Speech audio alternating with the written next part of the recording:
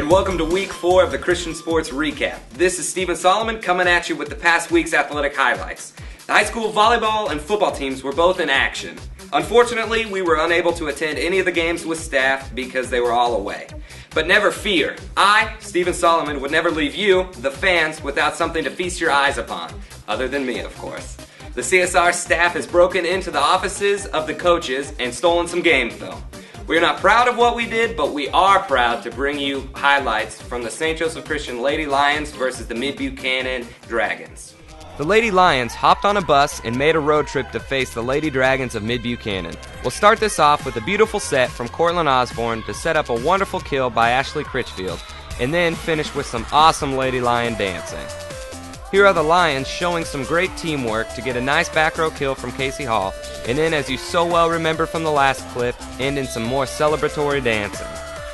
Unfortunately though, for the Lions, the Dragons started scoring again, as you can see in a kill from Mid-Buchanan.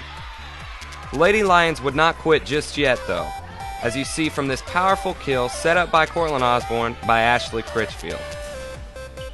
Sadly though, the Dragons score again and the Lions find themselves down 25-20 after the first game. In volleyball, that means they have lost. Determined to end differently this time, Danielle Beard hits it hard and gets the point. Then once again, the Lions show their dance moves. Taking it upon herself here is Danielle once again helping out her team with a point, which then leads to a nice volley between both teams, and Cortland Osborne ever so softly tips it over to get the point once more. To the dismay of all the Lion fans everywhere, the ladies just couldn't quite hold on and fall to the Dragons in 2 games. After that tough loss, the Lady Lions moved to 5-2-1 on the season thus far. However, if you were lucky enough to follow the Christian Caravan all the way down to Chilhowee, you would have seen an epic battle where the Fighting Football Lions faced the Chilhowee Indians. Roll film. The Lions hopped on a bus and drove out to the middle of nowhere known as Chilhowee. And on the first possession, the Chilhowee Indians fumbled the ball. Alex Maudlin hops on it, and the Lions are in business. Their first drive ended in this option play to Jordan Morrison, who runs in unopposed. That would be his last touchdown of the game. His back was stiff, so he had to come out later. But it didn't really matter a whole lot. Matt Dahlgren here returns a punt. This won't be the last punt he returns.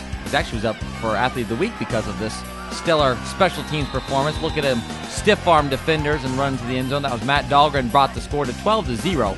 On the following drive, David Beard drops back and throws deep for Justin Mays. Justin Mays finds his way to the end zone, drags the player 5 yards deep, and now the Lions go up 20-0. The Lions continue to pile on points when Matt Dahlgren gets his second kick return of the evening. He lets it bounce, picks it up, and he starts to run. Nice block from Alex Maudlin. Alex Carrillo also throwing in a nice block, and missed tackle helped out, and there goes Matt Dahlgren down the sidelines. High stepping into the end zone. Now it's 26-0. The Lions continue to score points by handing off to Justin Mays for another touchdown. 28-0, the Lions continue to pour it on. They wouldn't be allowing Chilhowee to score a whole lot. As you can see, a lot of blitzing happened in this game. Alex Carrillo flies by all of the blockers, makes a sack. This would happen many times in the game. Here, David Beard throws a quick screen pass over to Matt Dahlgren. These guys like this play. Really seems to work out pretty well for them. Matt Dahlgren doesn't tackle easy, and off he goes for another touchdown. The Lions continue to score. On this play, a handoff to Justin Mays, his second score of the game. You'll notice that Matt Dahlgren also probably could have scored on this. Unfortunately, we didn't have 2 footballs to hand to both of them. 42-0 at this point, and the Lions will make it 50 with this trap play to Jacob Fellman. First time we've called his name in varsity action. He gets in for 6. And the Lions once again keep up the pressure, driving the Chilhowee quarterback back. That's Alex Carrillo with another sack. And now David Beard, it's his turn to shine. He gets up on his horse and runs a long touchdown for the Lions. This is where the scoring would stop. The Lions up now 58-0 as time runs out. The Lions improve to 4-0 on the year. How about those Lions? Does anybody remember the last time the Lions were 4-0? Seriously, I'm asking a question. If you think you know the answer, sign into the high school football blog at sjcsblogs.hsfb.wordpress.com to submit your answer. This is usually the part where we sign off, but not this time. This time we have some footage of the junior high cross country meet. This is a new segment we here at CSR like to call the Junior High Bonus. Roll tape. They may not be many, but they are certainly mighty. All three Sachel Christian cross-country junior high runners out on the course today. Riley Pogue blows by a rival runner as Colin Steele also looks strong in the afternoon. We also had a female competing. That's Sophia in the bright neon yellow.